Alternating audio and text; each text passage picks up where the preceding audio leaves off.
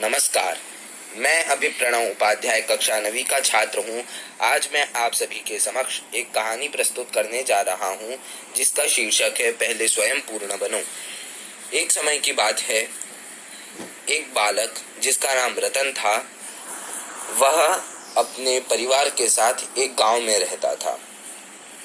एक दिन वह खेतों में काम कर रहा होता है, तभी उसे किसी के चीखने की आवाज सुनाई देती है। यह सुनकर वह समझ जाता है कि कोई नदी में डूब रहा है, क्योंकि उस समय वर्षा ऋतु का समय था और नदी उफान आई थी, जिसकी वजह से आसपास के गांव डूब गए थे। वह उस चीख की दिशा में भागता है। जब वह वहां पर पहुंचता है, तब वह देखता है कि एक आदमी पानी में डूब रहा है।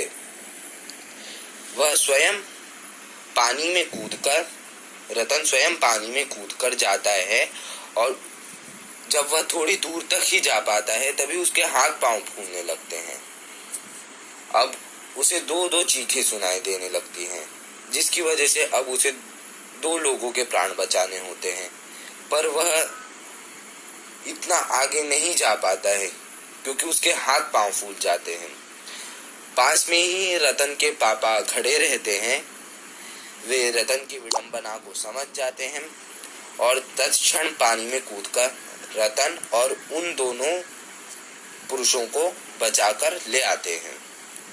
जब रतन को होश आता है, तब वह देखता है कि वह पानी से बाहर निकला हुआ है और घास पर लेटा हुआ है और उसके समक्ष उसके पिताजी खड़े हैं।